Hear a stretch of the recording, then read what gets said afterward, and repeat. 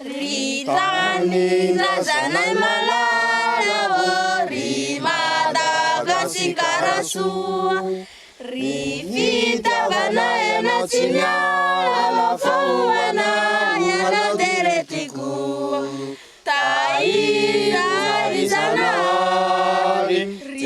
Située dans l'océan Indien, Madagascar est considérée comme une priorité mondiale en termes de conservation de la biodiversité. C'est dans ce pays et précisément dans la région de Menabé qu'une quinzaine d'acteurs de terrain et académiques œuvrant pour la gestion durable des ressources naturelles dans les territoires de mangrove ont posé leurs valises du 29 septembre au 6 octobre 2018 pour rencontrer les acteurs locaux et découvrir avec eux les spécificités du contexte malgache. Ce voyage d'études rassemblant des acteurs venus du Bénin, de la Belgique, de la France, de la Gambie, du Ghana, de Madagascar, du Sénégal et du Togo s'inscrit dans le cadre du projet Expertise universitaire Mangrove, dont le but est de capitaliser et de diffuser des expériences, pratiques et connaissances sur la gestion durable des ressources naturelles, en particulier dans les territoires de mangrove. Cette initiative, portée par le consortium des ONG universitaires belges francophones Unifocop, dont ADG devenu Eclosio, Louvain Coopération et ULB Coopération, est coordonnée par Kinomé et financée par la Wallonie avec l'appui de l'Agence wallonne de l'air et du climat. C'est vraiment de stimuler les échanges, le partage d'expériences, de bonnes pratiques, de connaissances entre des acteurs qui travaillent tous sur la préservation et la valorisation de la gestion des ressources de mangroves, à la fois au Bénin, au Togo, au Ghana, en Gambie, au Sénégal, en Belgique. C'est de créer cette dynamique d'échange entre tous ces acteurs qui ont un intérêt commun pour la préservation de la mangrove et pour appuyer les communautés à mieux vivre dans leur espace de mangrove. Ce voyage d'études à Madagascar vise à poursuivre la dynamique d'échange impulsée au Sénégal en mars 2018. Accueillis par Louvain Coopération, WWF et leurs partenaires, les participants vont pouvoir mettre en synergie leurs différentes expertises. Ce 1er octobre 2018, à l'espace Christ de Moandava, l'atelier d'échange et de partage d'expériences de gestion de mangroves a regroupé les participants du voyage d'études, les autorités, services techniques déconcentrés et autres acteurs malgaches.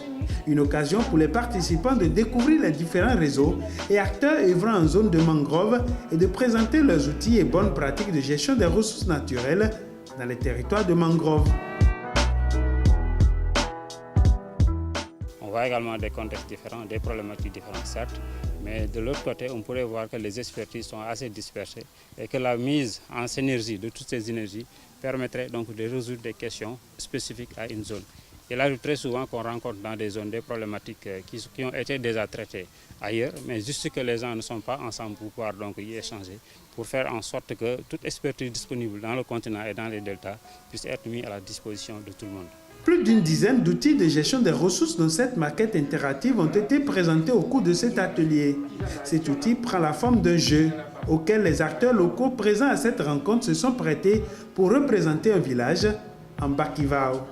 Oui, alors, c'est un outil ludique pour apprendre à découvrir un milieu au moment où on commence à travailler. Donc on ne connaît encore absolument rien du milieu où on se trouve, on ne connaît pas très bien la structuration sociale et on ne connaît pas bien l'environnement biophysique. Et on va utiliser cette maquette interactive pour jouer avec les villageois, jouer avec des intervenants et représenter l'espace vécu et perçu par les populations locales afin de commencer, entre guillemets, à se mettre dans le bain. À Madagascar, la mangrove couvrirait une superficie de 320 000 hectares avec 7 différentes espèces. C'est l'équivalent de 20% des mangroves de tout le continent africain selon WWF Madagascar. C'est donc un contexte spécifique pour les voyageurs qui découvrent les réalités malgaches sur la biodiversité des zones de mangroves. En Bakivao, le village de pêcheurs découvert par carte interactive quelques jours auparavant, l'accueil réservé à la délégation est de taille, témoignant du rôle capital de Louvain Coopération et de ses partenaires dans la mise en place sur le terrain d'un mécanisme concret d'appui aux communautés locales.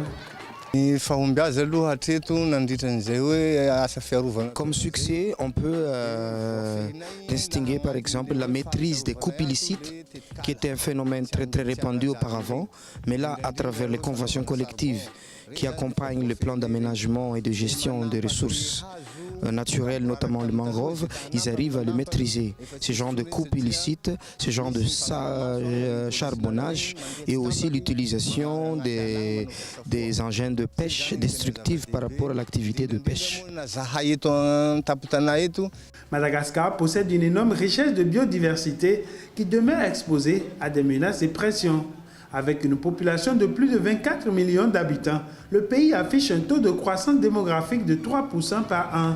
Une inquiétude qui a besoin d'une nouvelle dynamique et d'une prise de conscience des communautés locales très accueillantes et ouvertes aux échanges. Madagascar est qualifié par les Nations Unies comme un des 25 pays avec des taux d'augmentation de population les plus importants. Et par rapport à la zone du delta où nous travaillons, la zone de mangrove, nous avons une étude qui remonte de 2009 qui montre que c'est une zone où il y a une immigration importante de population, immigration interne, c'est-à-dire interne à la région, mais également externe de gens qui viennent s'installer, qui viennent d'autres régions.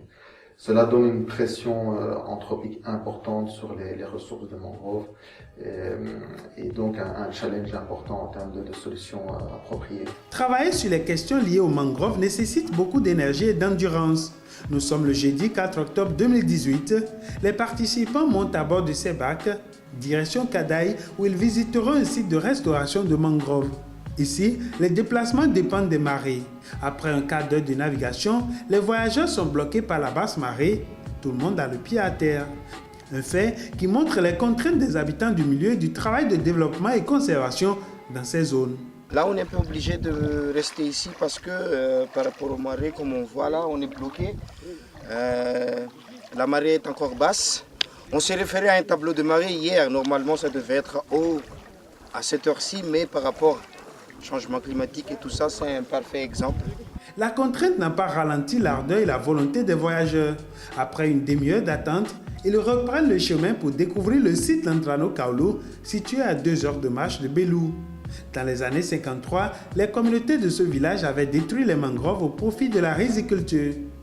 Avec la salinisation du milieu, la production du riz a entièrement chuté et le site, devenu désertique et abandonné.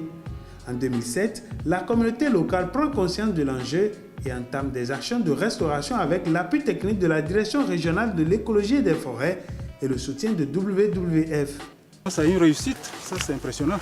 Je pense que c'est une belle action qui a été réalisée. On ne peut que les féliciter.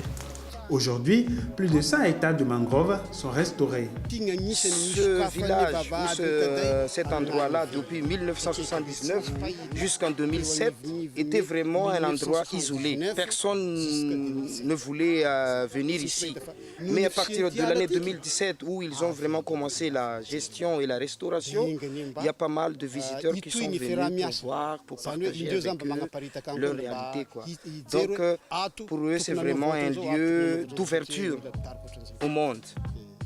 Cette expérience réussie est basée sur la connaissance locale ainsi que sur l'implication des jeunes qui sont sensibilisés sur la gestion durable des ressources et des écosystèmes. Dans ces zones de mangroves, l'ouverte coopération a mis en place un mécanisme d'appui aux communautés locales pour la valorisation économique. Des activités d'apiculture, de pisciculture et de tourisme sont développées avec les communautés. I realized that in the community they don't have any economic activities. So if we have savings and loans where people can give token, they just contribute very small amount of monies where they can take loans, small loans from this money and pay some service, some interest, small interest.